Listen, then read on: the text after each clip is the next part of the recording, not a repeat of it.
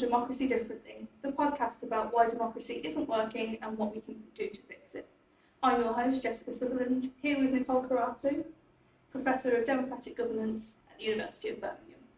Nicole is a leading thinker in the deliberative democracy and governance space. Today she's here to talk to us about the importance of democratic deliberation.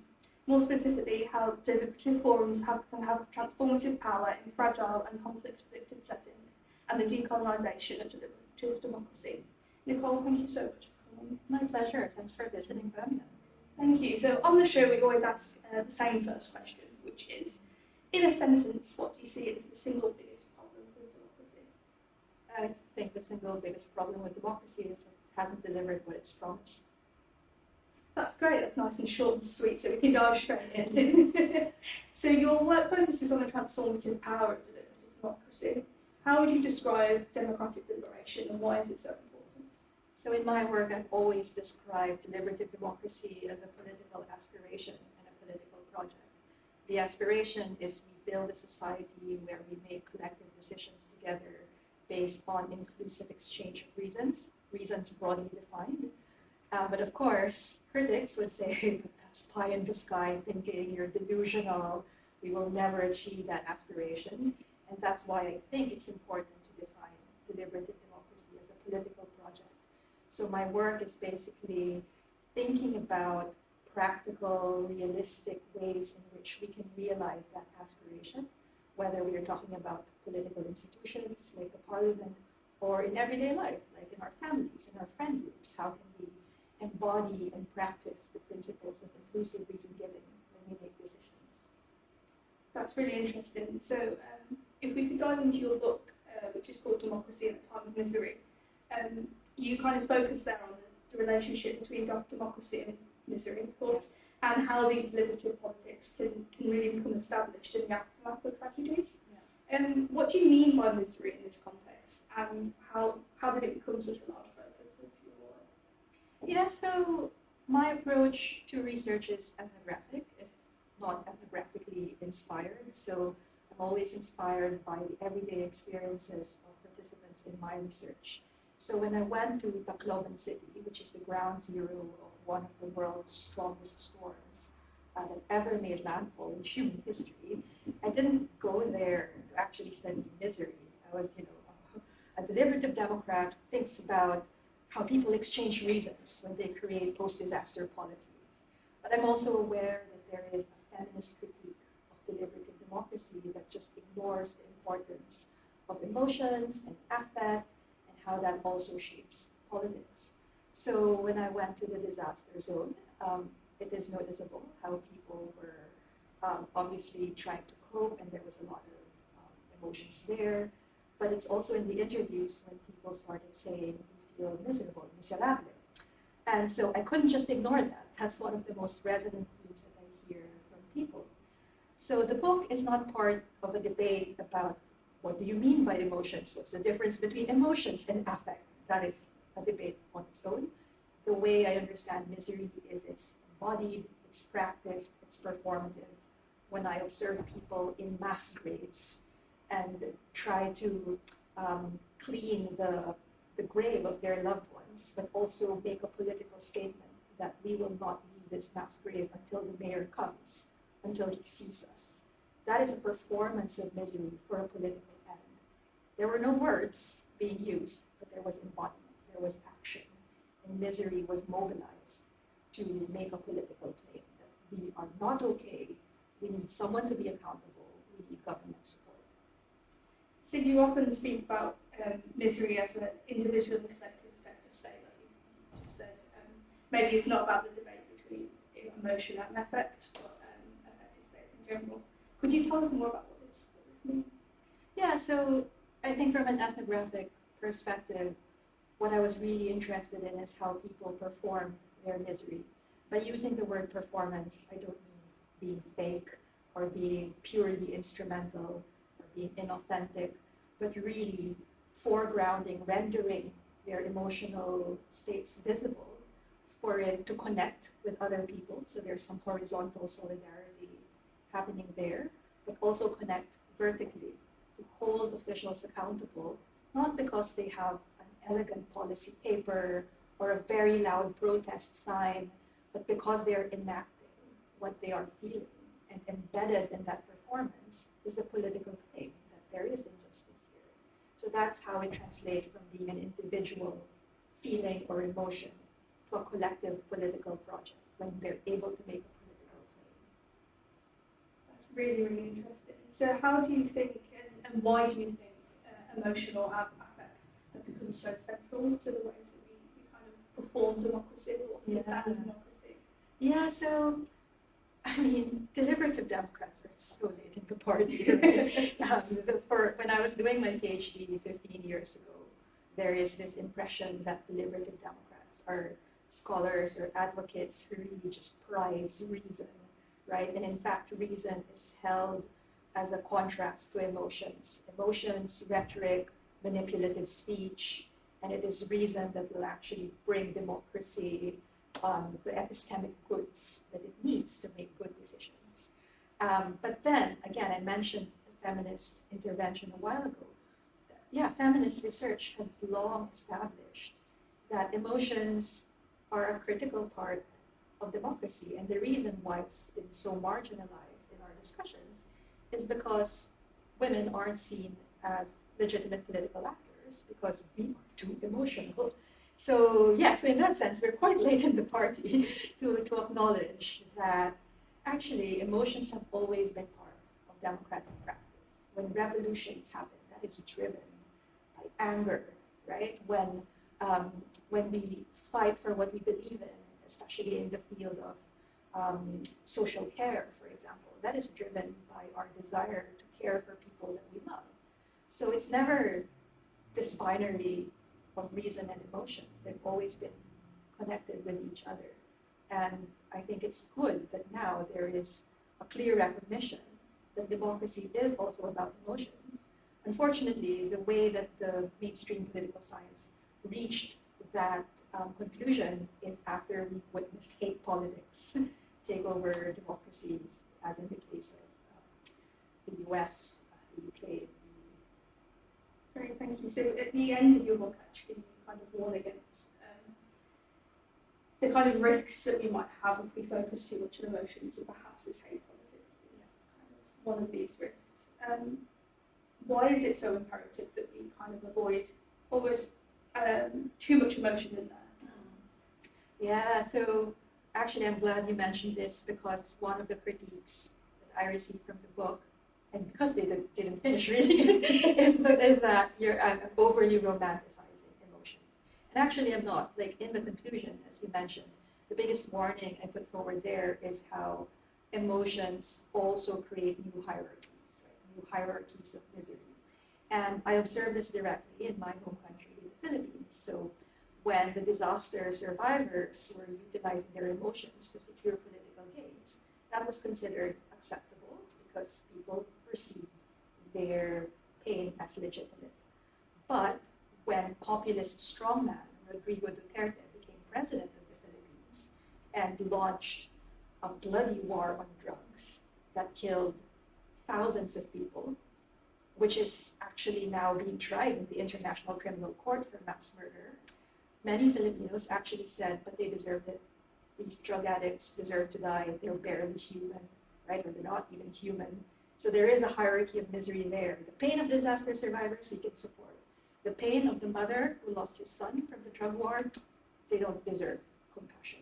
And that's the problem, right? When we don't use a critical lens in assessing how emotions are performed and instrumentalized in the public sphere, then we replicate the same inequalities that we observed in other forms of political practice. Great, thanks. And so talking there about how we kind of perform our misery or any other emotion, I guess, as well, maybe have the same kind of structure. What are ways that people can do this or have done this? Do you have examples? Yeah, so I think my favorite examples are performances that do not use words, but use their bodies and their visibility. So the example I gave you a while ago is one of my favorites, although it is very grim, which is how people really assert their presence in mass graves. And that's because there is this sense that when decisions are being made, they're usually made in formal political spaces, and people don't have access to those formal political spaces. When was the last time you went to a town hall? Right? I haven't been in a town hall in forever, but there are everyday spaces where people can perform their emotions to render their political claims visible. So the masquerade is one example, but there are many other examples as well. For example, when we think about people in Gaza who refuse to leave, even though they know it's unsafe where they're staying. What is the rationale? They always say, I was born here, I will die here, this place means something to me. If I leave, that's almost like saying, we give up, we disappear, we're not visible, right? So these everyday forms of visibility, I think, is a way of performing our emotions as well and our connection to place. Great, thanks. So how do you think these kind of micro-politics, the everyday acts that we do, can have transformative power? Yes, so I think this is where we need to make a distinction between having agency and having power. Because micro-political acts obviously are articulations or embodiments of agency, right? You try to resist, you try to challenge, you try to subvert power, but you don't always get the outcome that you want, right? And so I think the transformative power is not just in horizontal politics of people who have the same experience engaging in solidaristic action, but also in holding power accountable vertically. People who have power to make decisions that affect our lives should be held accountable in probably creative and unexpected ways. And I emphasize creative and unexpected ways because obviously people with power rarely give up their power, right? And I think this is where difficult part of politics happens, when that vertical accountability is enforced by people who are at the margins. Thank you. And this is perhaps a nice segue into some of your other work on decolonisation. So some of your more recent work has kind of focused on deliberative democracy and how it can be decolonised. And for any listeners that we have that might not be familiar with the term, what does decolonising mean in that sense, in that context? Yeah, so again, this is another debate that's been happening for decades, and I fully recognize that I'm an outsider to this debate. And I think the most concrete definition that I found in the literature is to really just say giving indigenous people their land back, right? That is what decolonization means. And of course, there are nuances with decolonial, post-colonial thinking, that kind of thing. But in my work, I've actually started using the term global more than decolonial in my recent work, and because I think it better captures what I'm trying to do in the field, which is to say, for deliberative democracy as an aspiration in a political project, for it to make sense and for it to work, we have to be connected in our thinking about politics happening, let's say, in the global south, with the politics happening in the global north. We have to think laterally, thinking about, let's say, struggles of peasants are connected to struggles of women and indigenous people. So when we think about complex issues like climate change or AI, these are hot topics in deliberative democracy right now, we cannot think in a Eurocentric fashion. We cannot think of Europe as the place where solutions will come from and then cascade it to the world. We have to be global in our thinking, in linking what happens in Europe, how it connects to what happens to the rest of the world. So while I did use decolonization in my early work, I'm shifting towards the language of a global, developing a global ethos for deliberative democracy. So why should we be talking more then about these Eurocentric foundations and the kind of effect they have? Or perhaps talking less, almost, and taking them out of this space? Yeah, so some of your listeners might actually be able to relate to this, especially for people who are doing work in contexts that are not in Europe or North America. When they submit journal articles or research proposals, the question we always get asked is, well, why do you study, let's say, the Philippines or Thailand? How will the findings from this case study travel to contexts outside your case study. And there's something exoticizing about that, like contexts from the global south or even from Australia, where I'm from. It's always, yeah, but that's just one area of study, right? But when you study the UK, the US, you don't really have to justify it because that's where knowledge comes from. So it's actually that motivation to say that everyone from the world can be a knowledge producer, right? Arjun Appadurai actually calls research as a human right. Like we all have a right to produce knowledge, to ask questions and find answers to problems whose answers we do not know yet. And so by taking that global ethos in deliberative democracy, by fighting Eurocentrism, it's actually asserting an argument that there are multiple poles of knowledge production in the world, that knowledge produced in Madagascar is not a case study. Madagascar can teach the world something. When we learn something from Haiti, it's not a case study. It is revelatory of what revolutions are about, right? It's not an ancillary narrative to what happened in France, for example. These are connected struggles. So I think we are doing ourselves a disservice if we just stick to what we call the canons of political theory or deliberative democracy in our case, because we're not really getting the best epistemic outcome when we just leave these foundational texts unquestioned and leave them as foundational texts. Foundational to who, right? Great, thanks. So I really like that you said that they're not just case studies, right? We can learn things from all over the world, and it doesn't have to be from the kind of historical foundations. Yeah, and I mean, maybe this is also aging, but I was reflecting on my earlier work as well and why some of the pieces about the Philippines have been published in good journals. And my self-critique there is not because I've become a successful academic, but it's because I've successfully whitened or Europeanized the narrative I put forward in those journal articles. It's speaking to European debates, but who is served by that intervention, right? So I think now, I feel like the next part of my academic work should really be a self-critique of whitening of the scholarship that I've done so it becomes legitimate knowledge in Western academia. It's now amplifying, engaging, but also criticizing knowledge emerging from other centers of knowledge. And in so doing, I think global academia is better served by it. Great, thanks. And that's really interesting because I was going to ask how this project kind of fits in with your previous work. Yeah. And maybe it's a kind of a polar opposite almost, where you can bring your work on to the democracy and understand why maybe we need to do it in a different way. Yeah, actually, one of my favorite moments when I do work in the Philippines is when I get invited to speak about deliberative democracy. The most challenging comment I get, which I love, is "I've been doing this for a long time. You academics just gave it a name." And in different places in the world, they call the practice differently. And it makes me start questioning, why do we always have to cite Habermas then? He was talking about a very specific tradition of deliberation.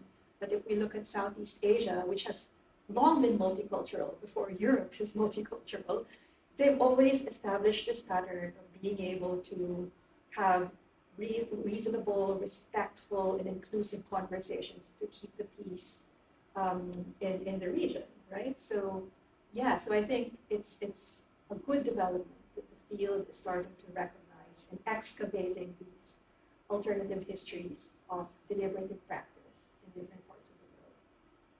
Great. So do you think it's a project we can be successful in then? So can we make deliberative democracy more global? Or is it already global and we just need to recognize that?